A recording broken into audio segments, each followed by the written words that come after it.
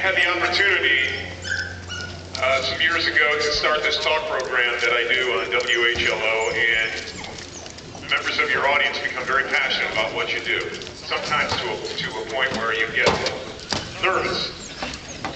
But most of the time, they're just involved. They call, they write, they email, they're part of what you do, and they keep you focused. And this next gentleman is one such listener that I'm very grateful to have. He and I talked quite a bit. He was instrumental in promoting and putting together the active Tea Party that we did in Cuyahoga Falls with over 7,500 people showed up. Depends on which paper you read. There were 200 people according to the local news media. We counted each one 7,500. They were a little off. But this next gentleman is a guy that I believe actually lives it each and every day. Would you please welcome to the stage Mr. Brian Miller, ladies and gentlemen.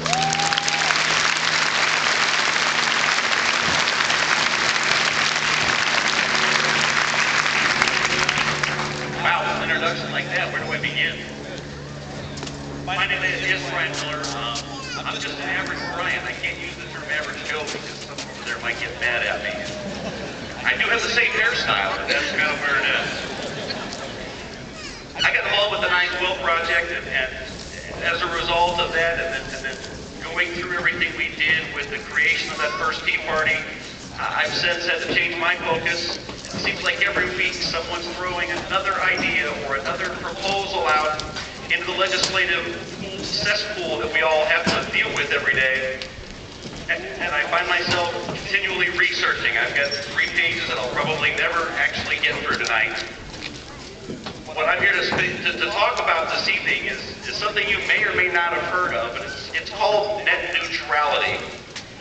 For those of you who love to surf the internet or love to watch cable TV, if you have a PDA or an iPhone or anything like that, this is going to impact each and every one of you.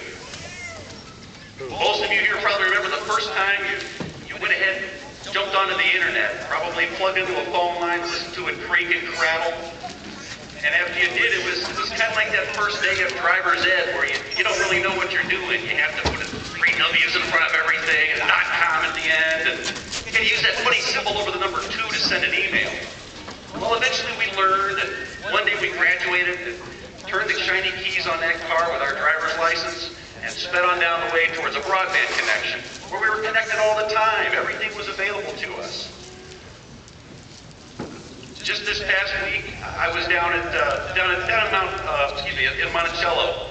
My wife and I went there to visit Thomas Jefferson's place, and I couldn't help think as I was driving on the way up how amazed he would be at that internet, at the concept of complete, true freedom, to actually see what our founding documents have done and created into the ultimate form of a freedom of speech.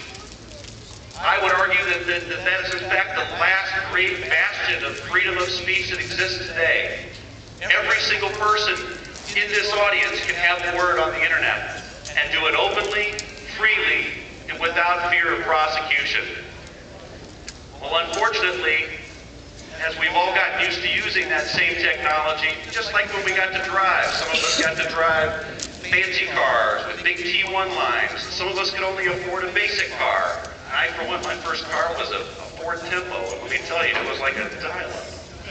Net neutrality, in essence, forces the leveling of the field, if you will, in the digital world, essentially making everybody equal.